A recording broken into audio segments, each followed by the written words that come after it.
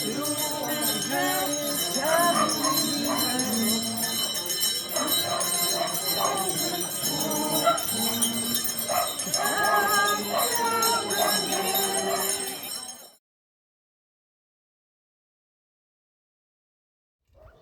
we mnie trwać będziecie, a słowa moje w was, poproście o cokolwiek chcecie, a to się wam spełni.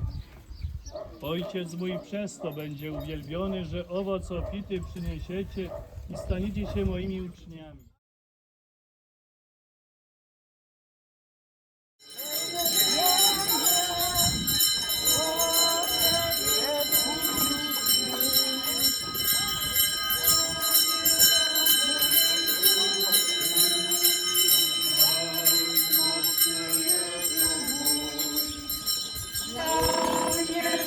Ziemskiej